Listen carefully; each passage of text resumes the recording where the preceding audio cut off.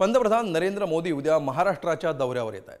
विधानसभा निवडणुकांची घोषणा होण्याआधी पंतप्रधानांच्या हस्ते विविध विकास कामांच्या उद्घाटनांचा धडाका सुरू होतोय।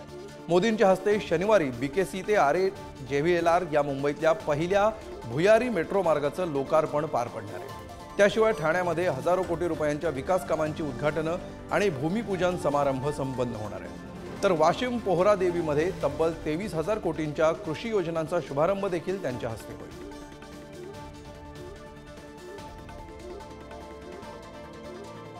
तर शनिवारी सकाळी 11 वाजता पोहरादेवी वाशिम या ठिकाणी आगमन, पोहरादेवी जगदंबा माता मंदिरात दर्शन,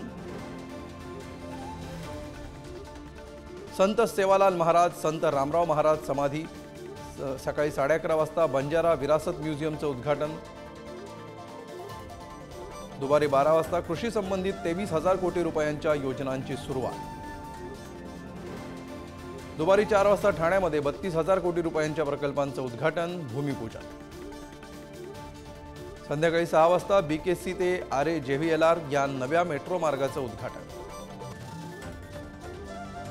त्यानंतर बीकेसी ते सांताक्रूज दरम्यान पंतप्रधानांचा मेट्रो प्रवास।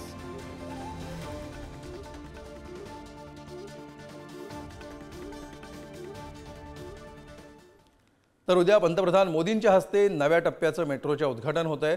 कफ परेड ते आरे कॉलनीपर्यंत या भूमिगत मेट्रोच्या मार्गावर 27 स्थानकं असणार आहेत। मुंबईकरांना पहिली भूमिगत मेट्रो या निमित्ताने मिळणार आहे।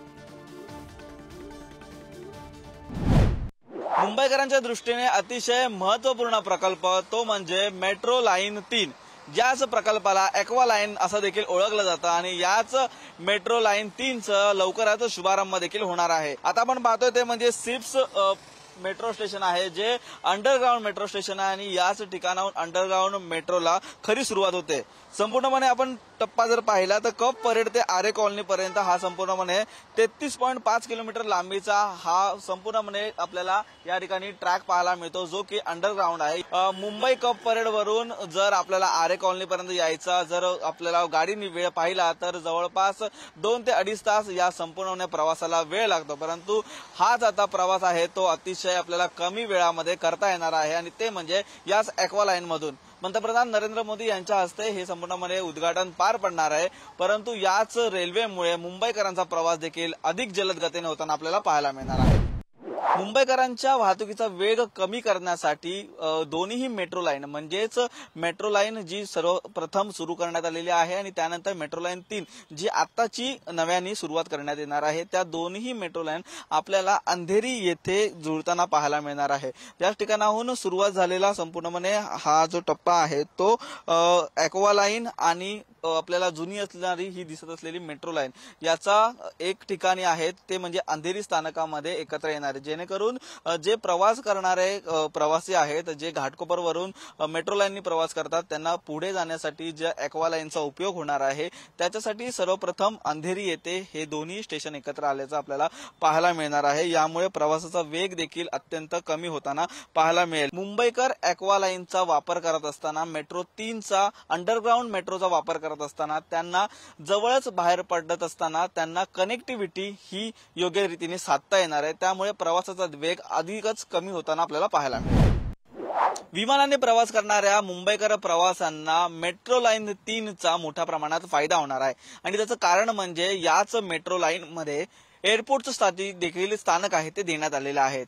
जे स्थानक मुंबई विमानतळाच्या खालीच आहे, टर्मिनल 1 आणि टर्मिनल 2 अशा प्रकारची जी स्थानक आहेत ते देखील या ठिकाणी बांधण्यात आलेली आहेत। त्यामुळे जर तुम्ही रेल्वेने प्रवास करत या ठिकाणी पोहोचला तर तुम्हाला डायरेक्ट या रेल्वे स्थानकातून मुंबई विमानतळामध्ये प्रवेश करता येऊ शकतोय, त्यामुळे मोठ्या प्रमाणात लागणारा वेळ आहे तो देखील वाचू शकतो।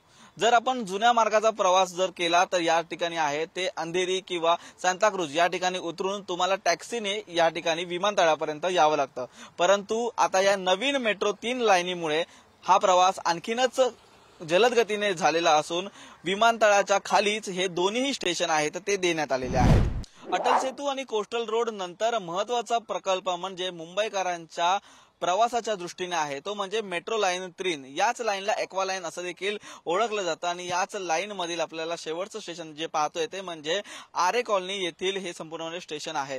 याच ठिकाणी हे स्टेशन संपूर्णपणे अद्ययावत अशा पद्धतीने तयार करण्यात आलेलं आहे आणि येत्या काही दिवसातच 2 दिवसामध्ये आपल्याला या स्थानकाचं उद्घाटन होताना पाहायला मिळणार आहे। पंतप्रधान नरेंद्र मोदी यांच्या हस्ते या प्रकल्पाचं उद्घाटन होईल। हा तिसरा टप्पा आहे जो बँड्रा येथून JVLR या ठिकाणपर्यंतचा हा संपूर्णपणे जो टप्पा आहे तो पूर्ण करण्यात येणार आहे। प्रामुख्याने पाहायचं झालं तर हा संपूर्णपणे टप्पा आहे तो कप परेड ते आरे कॉलनी पर्यंतचा आहे, परंतु तिसरा टप्पा आहे तो सर्वप्रथम या ठिकाणी सुरुवात करण्यात येणार आहे। याच संपूर्णपणे लाईनमुळे प्रवासाचा वेग आहे तो कमी होताना आपल्याला पाहायला मिळेल। व्हिडिओ जर्नलिस्ट कविता गिरीसह निखिल चव्हाण, पुढारी न्यूज, मुंबई।